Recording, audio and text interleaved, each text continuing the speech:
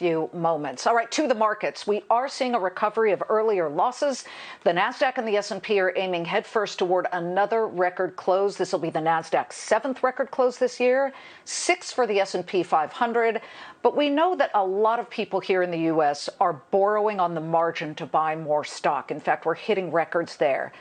Well, we're not the only ones. A People's Bank of China official issued a warning overnight that loose liquidity, meaning too much money, could inflate an asset bubble, leading the bank to withdraw about $12 billion of liquidity through its open market operations. So on that, Chinese stocks went south.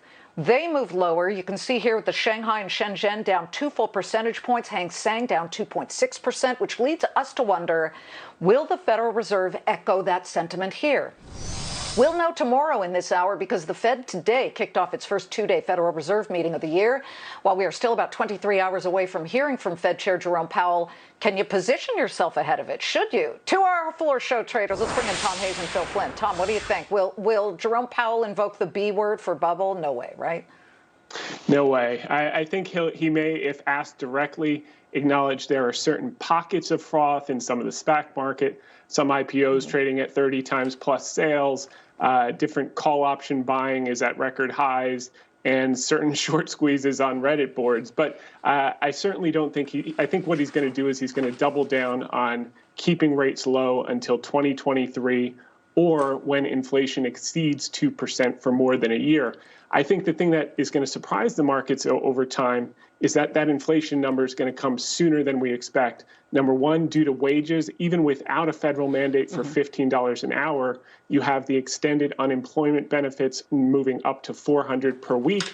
Add to state benefits, that's up to $40,000 per year annualized run rate. Private businesses are now going to have to compete with the government for labor as people get vaccinated and as demand comes back materially in Q2 and Q3. And then the second part is commodities. With the drilling cut down, you're going to see prices at the pump start to rise over the next coming quarters and couple of years. We don't want to see that. So he wants to let it run hot, but I think he's going to have to probably act sooner than 2023. Phil, we're running up against the clock, but do you position yourself ahead of tomorrow, and how? I think he can. I think you're going to buy the break. I think he's going to be very, very dovish. But keep in mind, China's talking about reducing liquidity. They're the only economy in the world that actually showed growth last year. So they're ahead of the curve, but it is a warning for us in the future. Keep an eye out for bubbles. They're starting to build up. They're not ready to pop yet, but they are definitely putting some air in it. Okay. Tom Hayes, Phil Flynn, thank you very much. We've got a mixed picture for oil.